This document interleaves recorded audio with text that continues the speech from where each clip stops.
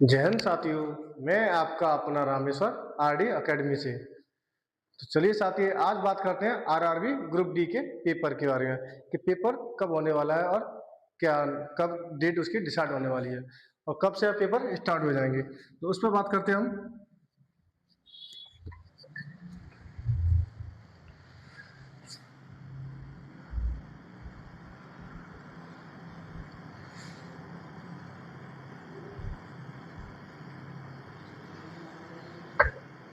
RRB group D की बात कर रहे हैं, किसकी?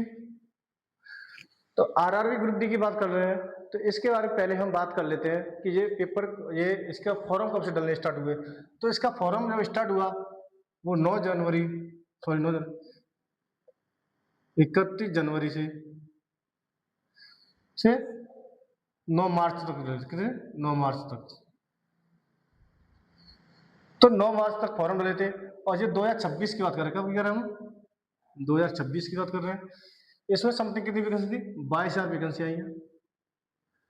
और 22,000 वैकेंसी है तो इसमें बहुत कंपटीशन है, क्योंकि 22,000 वैकेंसी ना के बराबर ना के बराबर वैकेंसी है और पूरे ऑल इंडिया वैकेंसी है।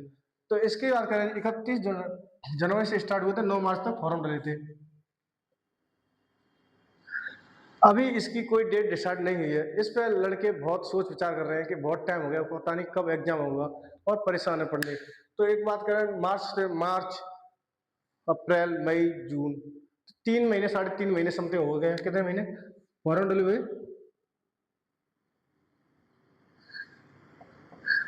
3 से 3.5 महीने समथिंग हो गए हैं, पर अभी कोई डेट नहीं आई है इसकी। इसके बारे में बात करें, ग्रुप डी बारे में, कि आरआरबी जो कोई पेपर लेती है उसका 1 महीने पहले नोटिस देती है। तो अभी तक इसका कोई भी एग्जाम का नोटिस नहीं आया है और सिर्फ अनुमान लगाए जा रहे हैं या कहीं अंदर से कोई खबर आ रही है उसके जरिए। अभी कोई इसकी डेट फिक्स नहीं है। तो अभी और इसका अनुमान लगाया जा रहा है कि अंदर से जो जानकारी आ रही है उसके समथिंग बता रहे हैं कि इसका जो एग्जाम होगा वो अगस्त के फर्स्ट वीक से स्टार्ट हो सकते हैं और या जुलाई के लास्ट वीक से। तो एग्जाम की बात करें इसकी, क्यों आज कितनी है? आज 20 तारीख है, 20 जून है। 20 जून के बाद अगर इस हफ्ते इसका कोई नोटिफिकेशन आता है कि इसके एग्जाम आरआरबी ग्रुप डी का इस डेट से होना स्टार्ट हो जाएगा, तो आपको पर्याप्त 1 महीने का लगभग टाइम मिल जाएगा। तो आप तैयारी और बेहतर कर पाओगे। तो इसमें एक बात करेंगे, एग्जाम कब हो सकता है इसका। तो इसकी संभावना है, तो इसकी संभावना देखें हम,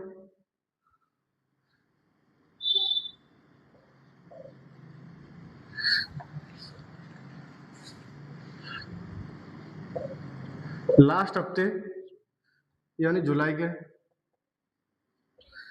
और फर्स्ट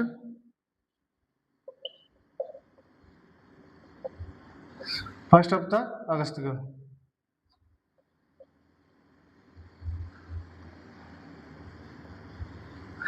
यानी आप इसके एग्जाम शुरुआत मतलब समथिंग या तो जुलाई के लास्ट वीक से स्टार्ट हो जाएगी और या अगस्त के फर्स्ट वीक से। इसके बारे में देखें हम कि इसके 40 से 45 दिन, कितने 40 से 45 दिन लगभग एग्जाम चलते हैं इसके, चलेंगे। और लड़के इस वक्त जोर अच्छे से तैयारी कर रहे हैं बहुत। मतलब अब कोई लड़कों पर आगे कोई एग्जाम नहीं है, सबसे मोस्ट जो एग्जाम है वो ग्रुप डी वाला होने वाला और सारे लड़कों का इसी पेपर पर फोकस है। तो आपकी तैयारी के बारे में बात करें हम, तो आपको तैयारी सुचारू रूप से लगाए, आपको तैयारी सुचारू रूप से करते रहना है, क्योंकि जब इसका नोटिफिकेशन आएगा तो फिर नोटिफिकेशन होने के बाद सब लोगों को फिक्स हो जाती है कि ये डेट इस तारीख से पेपर होगा। तो सब लोग फिर अच्छे से तैयारी करने लग जाते हैं।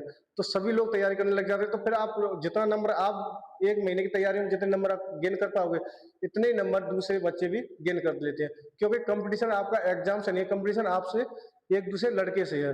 और जब लड़के से है तो आपको जो इसका नोटिफिकेशन जब आएगा, इसके डेट का, सॉरी इसका जो नोटिस आएगा, इसका नोटिस आएगा जो डेट का, तो उस डेट के नोटिफिकेशन की आपको इंतजार नहीं करना है। आपको सुचारू रूप से तैयारी बरकरार रखनी है, क्योंकि जो शांति काल में तैयारी होती है, जो आपको एग्जाम डेट से पहले से आप तैयारी कर रहे हो, तो आप जी मन लगा के और तैयारी कर रहे हो, तो आपकी तैयारी बेहतरीन हो जाती है और वो तैयारी आपको असली एग्जाम में यूज होती है और वही आपके लिए फायदेमंद होती है। क्योंकि डेट आने के बाद तो सारे लड़के क्या करते हैं, सारे लड़के तैयारी करते हैं और सारे लड़के तैयारी करेंगे तो सभी लड़कों के नंबर क्या गेन होने लग जाएंगे। तो आपकी क्या है, तो आप उन लड़कों को कैसे आप फाइट कर पाओगे। तो उन लड़कों को फाइट करना है तो आपको अभी से तैयारी जो चल रही है उसी तैयारी को और बरकरार बनाए रखना है। आप डेट जब आएगी आ जाएगी उस पर इतना ध्यान नहीं देना है। एक बार इसके सिलेबस की बात कर लेते हूँ।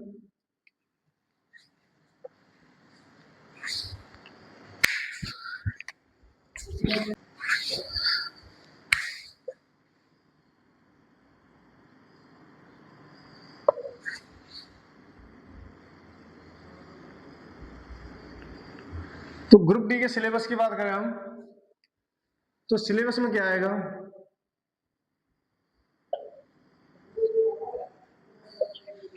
तो सिलेबस में देखें हम पहले क्या आता है, मैथ आता है,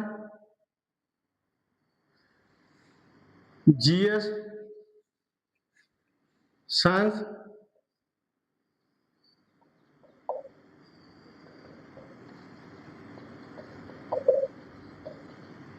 साइंस,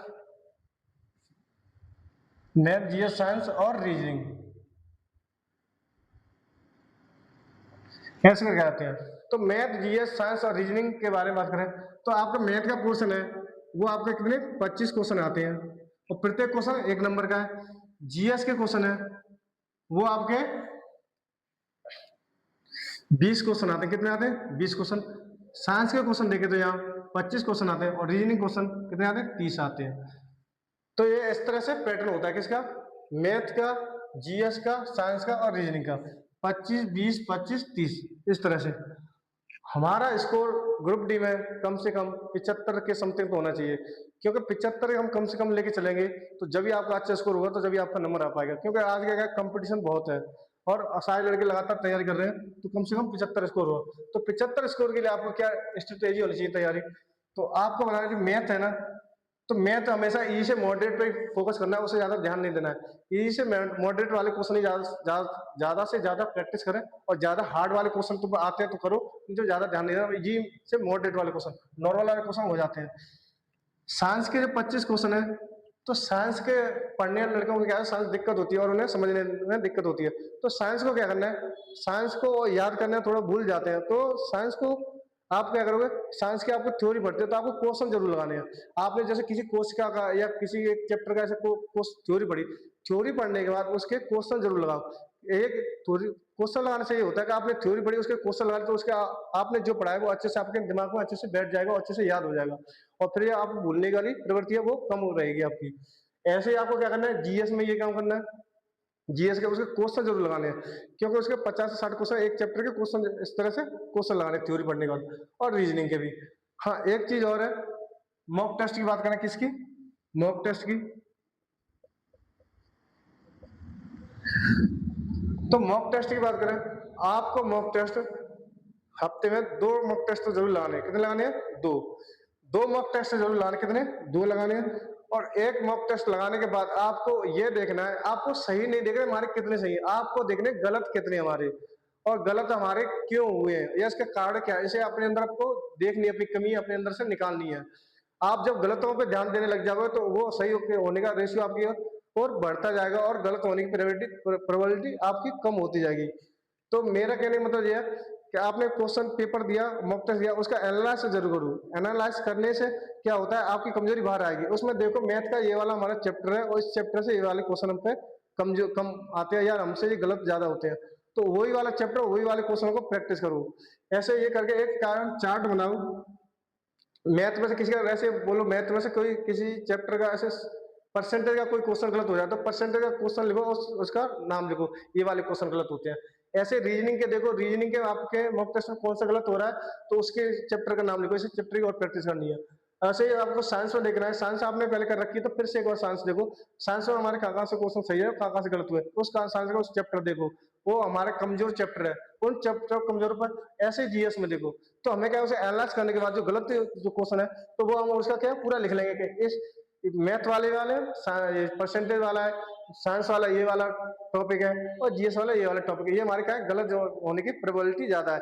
तो हम उन पर क्या करें, 2-3 दिन लगातार उन पर काम करेंगे। 2-3 दिन काम करने के बाद फिर अगली बार जो मैंने 2 मॉक टेस्ट लगानी बोली, तो अगला मॉक टेस्ट दोगे तो फिर अगला बार लगाओगे, तो फिर अगले बार फिर आप अब उसमें यही देखोगे कि हमारे गलत क्वेश्चन कितने हैं, जिसमें आपकी 1/3 की नेगेटिव मार्किंग होती है। तो ये चीज क्या है, मॉक टेस्ट देने का सही तरीका है, और आपको मॉक टेस्ट लगाना चाहिए। मॉक टेस्ट लगाने से आपको कॉन्फिडेंस आता है, और आपको ये हैबिट हो जाती है कि हम एग्जाम हॉल में ऐसे पेपर देंगे, आपको पता नहीं चलेगा, और ये प्रेशर दिमाग में आता है, वो प्रेशर नहीं आएगा। तो इस तरह से आपको क्या करनी है, ग्रुप डी के मॉक टेस्ट लाने और जीएस के साइंस की तैयारी करनी है। और साइंस के मैंने बता दिया, जीएस बता दिया कि इसमें क्या करना है, हमें क्वेश्चन जरूर लगाने हैं। और मैथ के यही है, हमारे जो चैनल है इस पर एक जीएस का कोर्स चल रहा है, वो फ्री, और उसकी पीडीएफ भी आपको फ्री उपलब्ध कराई जाती है। और वो हमारा आरडी एकेडमी चैनल है टेलीग्राम वाला, तो उस पर ये उसकी पीडीएफ हम डालते हैं। और ये एक सीरीज और चल रही है 1 डे 1 क्वेश्चन वाली, जिसमें एक क्वेश्चन को लिया जाता है और एक क्वेश्चन का पूरा ऑपरेशन किया जाता है। उसके दाएं बाएं के सारे क्वेश्चन बनने वाले होते हैं उस क्वेश्चन को, पर वो क्वेश्चन होता है प्रीवियस वाले मैटर से, उससे हम इसे ध्यान में रख के उसमें क्वेश्चन का ऑपरेशन करते हैं इस चीज का। तो आपको हमारे चैनल से जुड़े रहिए, और हमारे चैनल को सब्सक्राइब करिए और फॉलो करिए और शेयर करिए और बेल आइकन बटन दबाइए। जय हिंद साथियों।